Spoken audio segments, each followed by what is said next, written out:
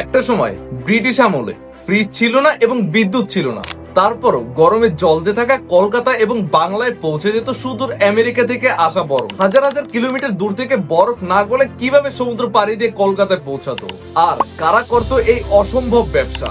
চলুন ভিউয়ার্স, আজকে জানবো আইস ট্রেডের সেই অবিশ্বাস্য ইতিহাস। তার আগে আপনি যদি চ্যানেলে নতুন হয়ে থাকেন তাহলে অবশ্যই চ্যানেলটি সাবস্ক্রাইব করে রাখবেন। 19 শতকের শুরুতে আমেরিকায় এই ব্যবসার জন্ম হয়। বিশেষ করে বোস্টন শহর থেকে বরফ রপ্তানি শুরু হয়। সেখানকার শীতকালে হ্রদ জমে যেত বরফে। এই প্রাকৃতিক বরফই ছিল ব্যবসার মূল উৎস। এই ব্যবসার পথিকৃৎ ছিলেন ফ্রেডরিক টুডর। তাকে বলা হয় আইস কিং। তিনি ভাবেন গরম দেশের মানুষ বরফ কিনবে। সেখান থেকে শুরু হয় বিশ্বব্যাপী বরফ ব্যবসা। বরফগুলো কাটা হতো আমেরিকার জমাট বাঁধা হ্রদ থেকে, বিশেষ করে ফ্রেশ পন্ডের মতো জায়গা থেকে। শীতকালে জমাট বাঁধা বরফ ব্লক আকারে কাটা হতো, তারপর সংরক্ষণ করা হতো বিশেষ গুদামে। বরফকে কাঠের গুঁড়ো দিয়ে ঢেকে রাখা হতো, এতে বরফ ধীরে ধীরে গলতো। বড় বড় আইস হাউজে বরফগুলো রাখা হতো। এই পদ্ধতি ছিল দীর্ঘ যাত্রার জন্য গুরুত্বপূর্ণ।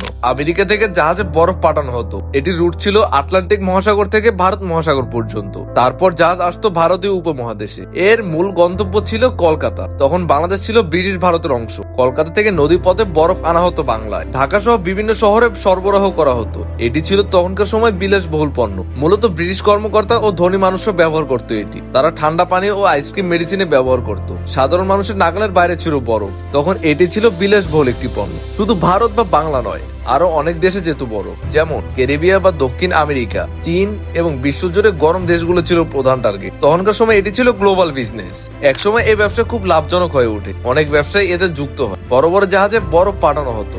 এটি হয়ে ওঠে তখনকার সময় আন্তর্জাতিক বাণিজ্য। সবচেয়ে বড় সমস্যা ছিল বরফ গলে যাওয়া। দীর্ঘ যাত্রায় অনেক বরফ নষ্ট হতো। তখন খরচও ছিল বেশি, তবুও লাভ থাকায় ব্যবসা চলতে থাকে। 1800 সালের শেষ দিকে কৃত্রিম বরফ তৈরি শুরু হয়। মেশিন দিয়ে বরফ বানানো তখন সম্ভব হয়। এতে স্থানীয় ভাবে বরফ পাওয়া যায়, যার ফলে আমেরিকা থেকে আমদানি করা সম্ভব হয় না। বিদ্যুৎ আসার পর ফ্রিজ ব্যবহার শুরু হয়। লোকাল আইস ফ্যাক্টরি গড়ে ওঠে। তখনকার সময় সংরক্ষণ সহজ হয়ে যায়, যার ফলে বিদেশি বরফের প্রয়োজন কমে যায়। ধীরে ধীরে আমেরিকার বরফ রপ্তানি বন্ধ হয়ে যায়, কারণ খরচ বেশি এবং লাভ কম। এক সময় এই ব্যবসাটি বিলুপ্ত হয়ে যায়। ভাবতে পারো, একসময় আমেরিকার বরফে ঠান্ডা হতো এই বাংলা। এমন আরো অবিশ্বাস্য বাস্তব ইতিহাস জানতে চাইলে অবশ্যই চ্যানেলটি সাবস্ক্রাইব করে রাখবেন এবং পরবর্তীতে কোন টপিকের ভিডিও চান সেটি অবশ্যই কমেন্টে জানাবেন।